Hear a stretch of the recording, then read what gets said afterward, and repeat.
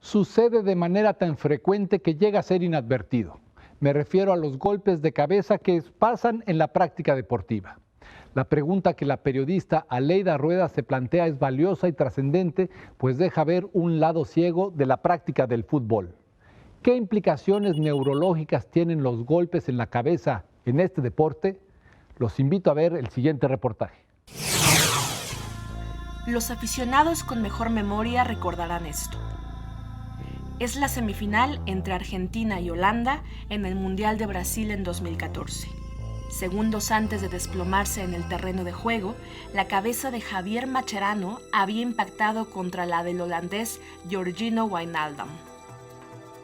A pesar del evidente daño, el argentino apenas pasó 2 minutos fuera de la cancha y volvió para jugar el resto del partido. Junto con el de Mascherano, se reportaron otros casos de conmociones cerebrales durante todo el Mundial, en ninguno de los cuales se evaluó el estado neurológico del jugador antes de autorizar su regreso al partido. Después del Mundial de Brasil, un grupo de jugadores y padres de familia interpusieron una demanda colectiva contra la FIFA, acusándola de negligencia en el monitoreo y tratamiento de lesiones en la cabeza de los jugadores. El movimiento logró cambios significativos en Estados Unidos, pero no pudo tener eco en otros lugares fuera de ahí, como México.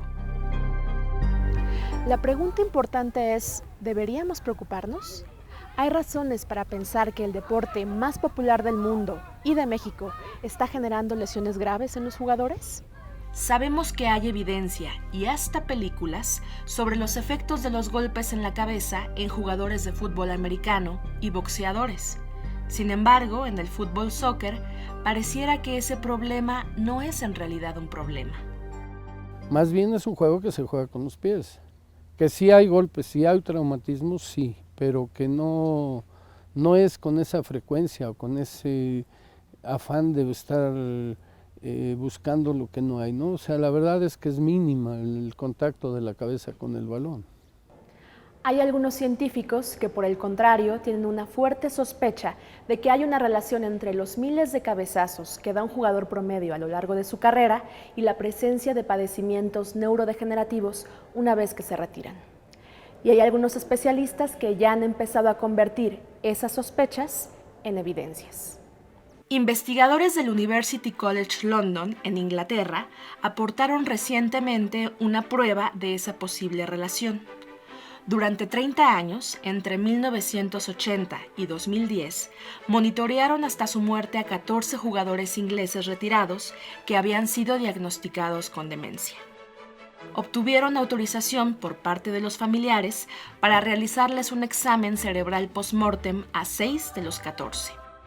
Después del examen, en todos ellos hallaron signos de Alzheimer, y en 4 de los 6 encontraron una enfermedad conocida como encefalopatía traumática crónica, una lesión neurodegenerativa relacionada con la demencia, cuyos signos hasta ahora solo pueden identificarse después de la muerte.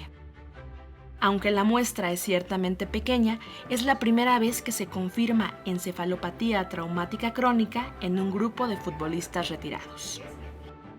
Muchos podrían pensar que el posible culpable de estos traumatismos cerebrales en jugadores retirados es en realidad el contacto repetitivo que tuvieron durante tantos años con un balón que poco tiene que ver con el que conocemos actualmente.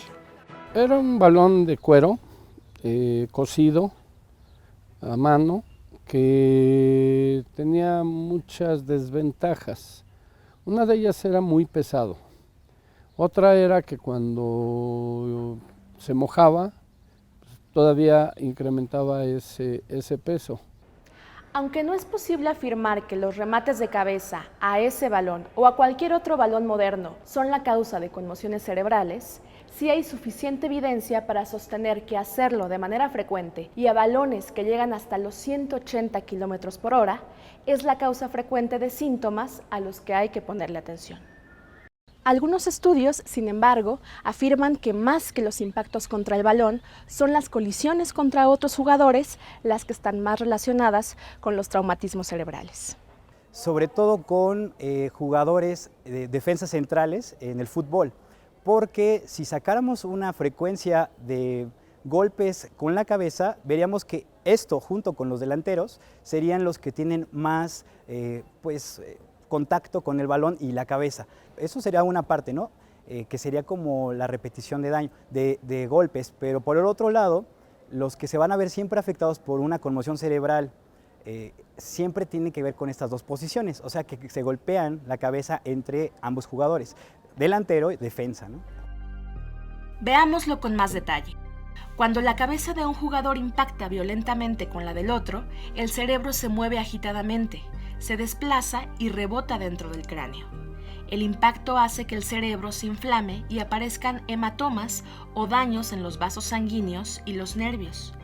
El problema es que si estas lesiones ocurren repetidamente durante mucho tiempo, se pueden producir daños cognitivos irreparables como la encefalopatía traumática crónica.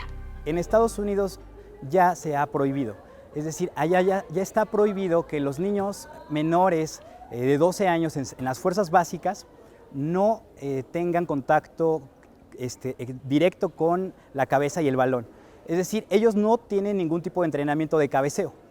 Sin embargo, hay ciertas cosas que todavía están alejadas ya de llevarlo en práctica en México, porque la regulación es muy difícil. Hay algunos que piensan que lo mejor es aplicar el principio de precaución. De acuerdo con la Academia Americana de Neurología de Estados Unidos, la mejor forma de prevenir conmociones en jugadores de soccer desde edades tempranas implica jugar y entrenar de manera distinta. Utilizar la parte frontal de la cabeza y no la superior. Reforzar con ejercicios los músculos del cuello. Usar pelotas suaves durante los entrenamientos y, sobre todo, reducir el número de cabeceos. Y efectivamente, controlar y técnicamente, sobre todo, controlar la técnica de golpeo con la cabeza. ¿Por qué con la parte frontal? Porque es la parte más fuerte que se tiene en la cabeza. Y eso es lo que se va corrigiendo desde niños. El asunto de la prevención es importante, pero los investigadores saben que la única forma de comprobar si realmente existe una relación entre el fútbol y las lesiones cerebrales en jugadores mexicanos es aportar suficientes pruebas clínicas y científicas. Pienso que se necesita más investigación para ya ahora sí con evidencia decir que se tiene que hacer algo legalmente, ¿no? Lo que se requiere siempre es hacer una evaluación neuropsicológica antes de que jueguen. La única forma de saberlo es tener un pre y un post. Lamentablemente, los equipos no hacen una línea base de sus jugadores. Y bueno, en niños que están entrenando, mucho menos. El fútbol es uno de los negocios más lucrativos del país. Aunque no hay cifras recientes, un estudio del 2010 del Grupo de la Riva reportó que entre patrocinios, taquillas, traspasos de jugadores y derechos por transmisiones en televisión, el soccer genera cerca de 90,000 millones de pesos al año. Sin embargo, prácticamente nada de esas ganancias se han destinado a averiguar cuál es el estado neurológico de los futbolistas, desde que empiezan a jugar hasta que se retiran. La evidencia es aún mínima para sacar conclusiones, pero quizás por eso es un buen momento para que los mismos jugadores y los aficionados empecemos a exigir más ciencia en el terreno de juego.